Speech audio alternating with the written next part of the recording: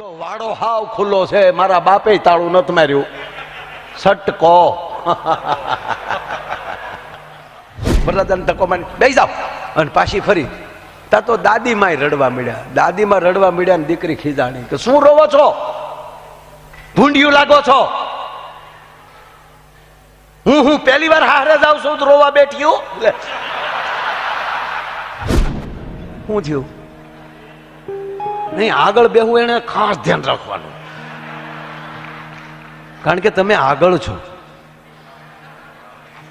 અને અમારા વાલા શ્રોતાઓ બધા વાહે બેઠા હોય.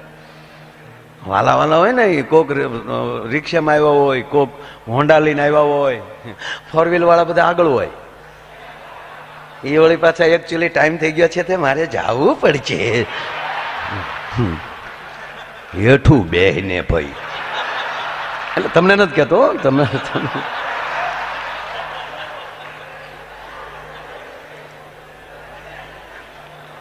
નહીં, તમને બધાને માયો બહુ પ્રેમ કરે છે એટલે એનું હૃદય દરિયા કરતા મોટું છે સાહેબ. એટલે આમાં તમે બધા સમાઈ જાઓ. શેર બોલું, શેર બોલું.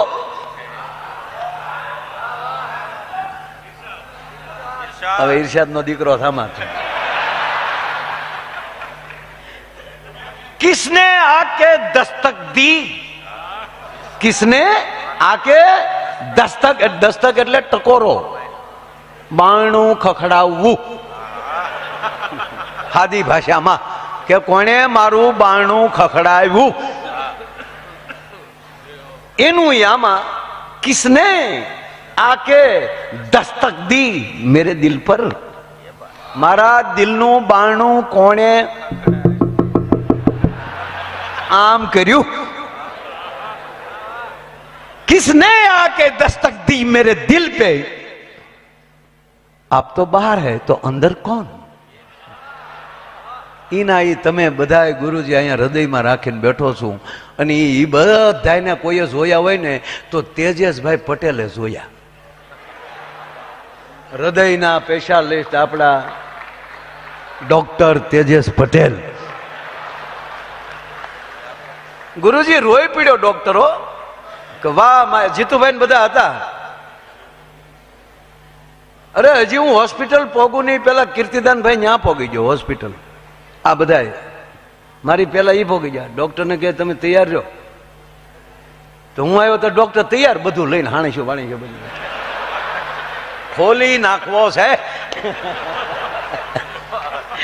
આ બધાને ગુરુજી મેં જોયા ને, તમારું હૃદય રેડી થઈ ગયું. શાબાશ દોસ્ત, શાબાશ. આવા ચિંતા કરવા વાળા બેઠા હોય પછી ડોક્ટર કે નહીં આપણે તો જોઈ લેવું તો છે. હું કે ડોક્ટર જોઈ લેજો હૃદય.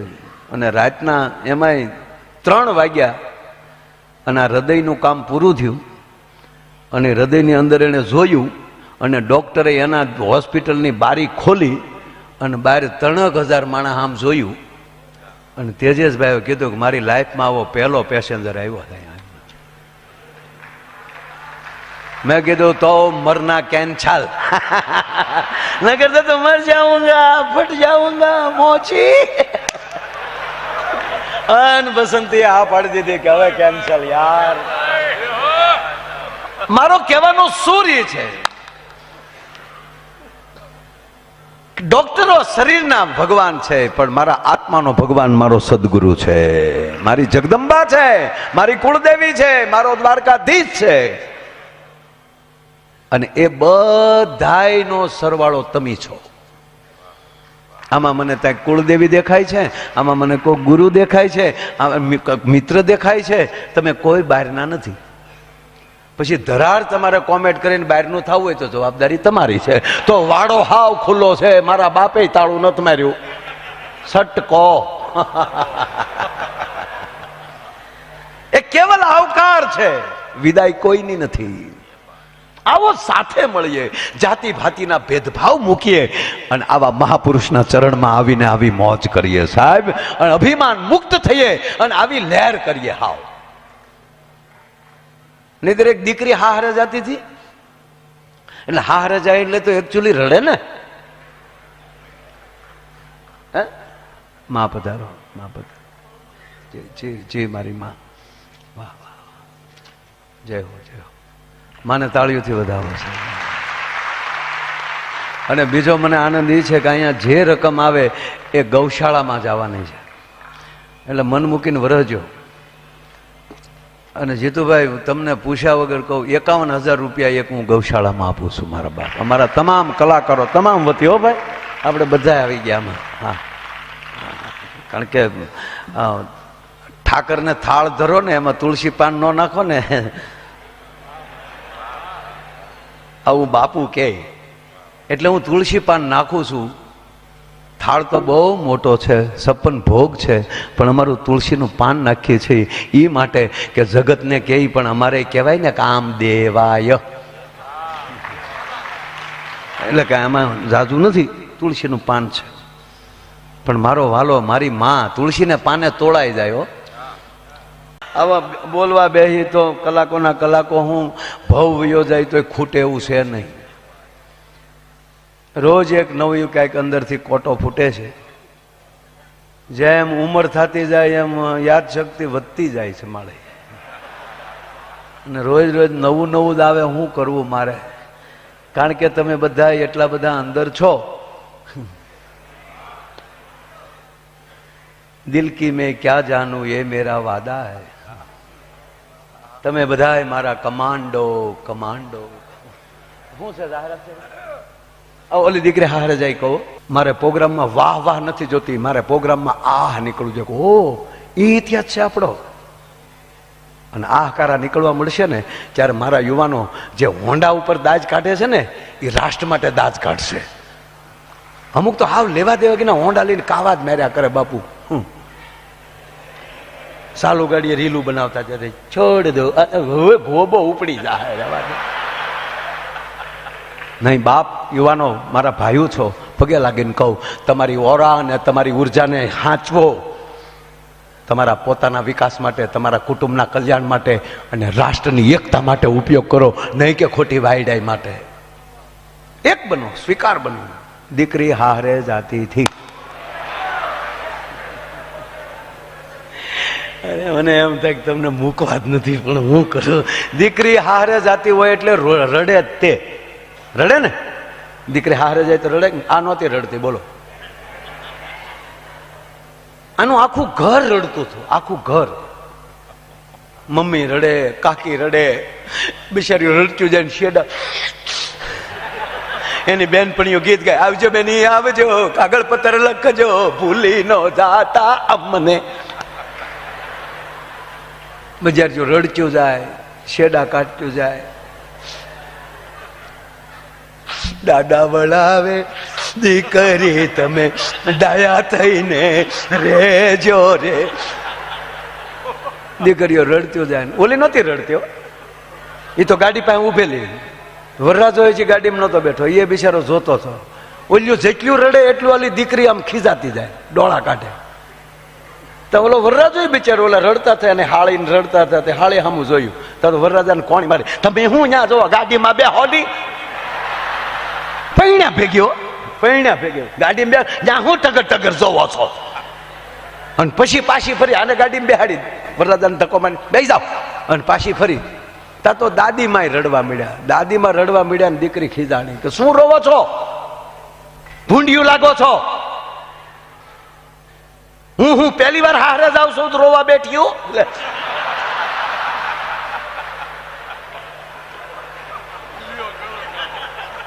પછી ખબર પડી કે એટલે જ રોતા હતા કે હવે ડાય થઈને રહેજે.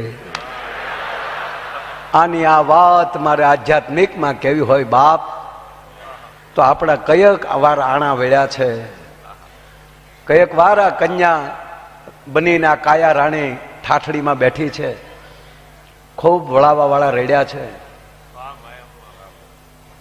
અને હવે ગુરુના ચરણોમાં કહીને પ્રાર્થના કરજો કે હવે એવું જીવન જીવીને જાશું કે જગત રડવાના બદલે હૃદયમાં યાદ કરે કે હતો એક હાવજ અને જીવીને ગયો છે. હમણાં મારી સ્કૂલમાં એક વાલી આવ્યા. છોકરાના પપ્પા હોય ને આપણે વાલી કહીએ છીએ. વાલી શબ્દ રામાયણમાંથી આવ્યો. વાલીને રામે માર્યો. મરતા મરતા ભગવાન રામની સામે આવે છે. તમે સાંભળો, આપણા સનાતન ધર્મની તાકાત તો જુઓ જીતુભાઈ, કે જેને માર્યો છે એની સામે રામ આવે છે. માગ આ પરીક્ષા છે કે અંત વખતે આ હું માગે છે. અને એટલે આ દેશના કાયદાની અંદર પણ નાખવામાં આવેલું કે મરતી વખતે જે બોલે કોઈ દી ખોટું ન બોલે. વાલીને કહે છે કે માગ દોસ. નારાયણ, ઘણી બધી ચર્ચા છે, મારે ટૂંકી લેવી છે.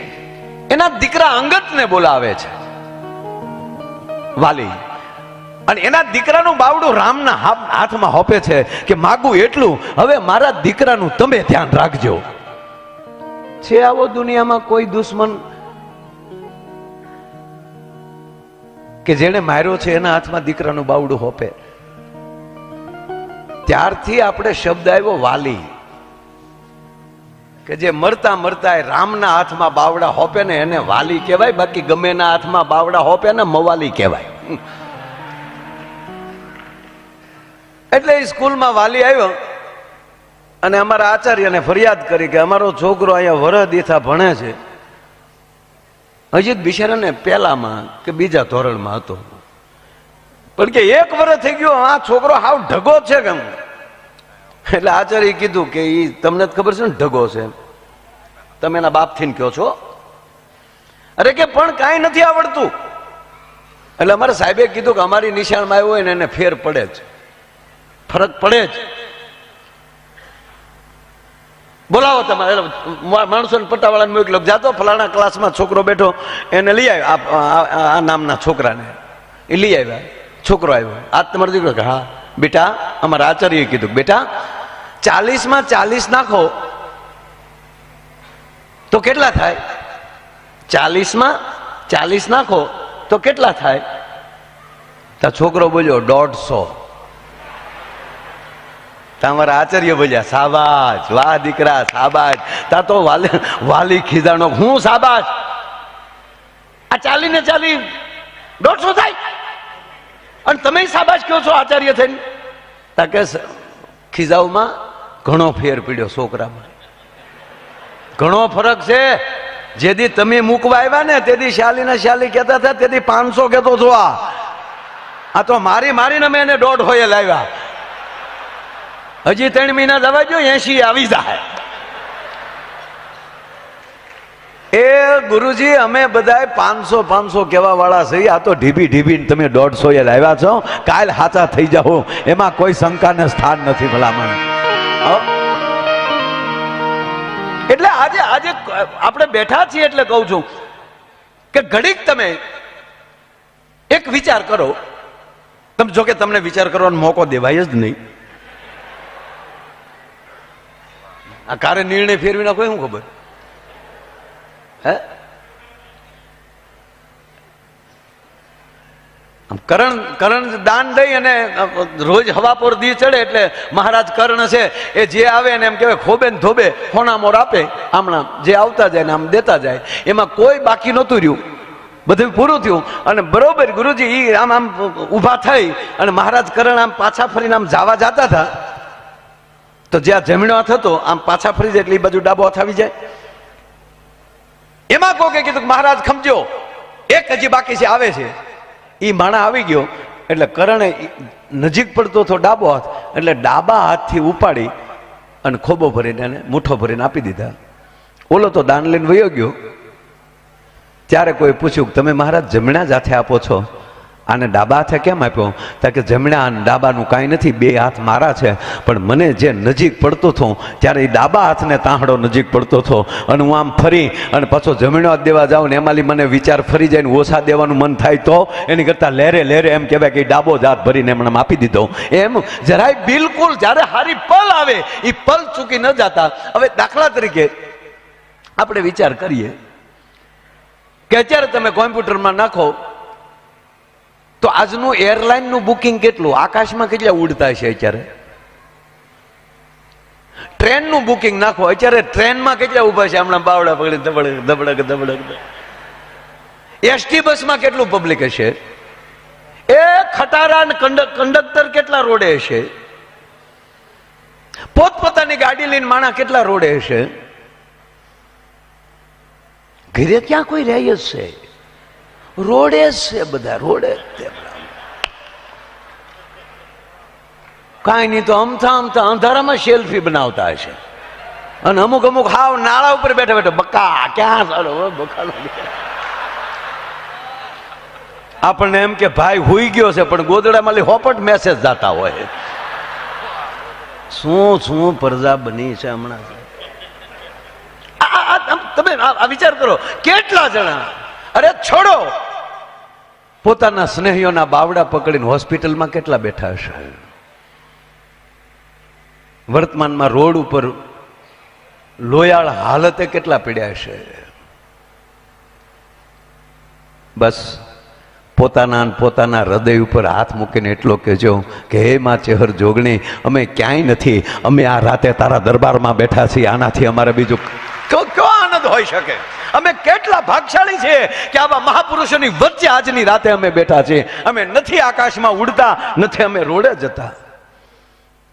અમને રાત આજે આ મળી છે, એ પોતાના હૃદયને ધન્યવાદ આપજો કે બસ અમારી રાતો આવી જાય.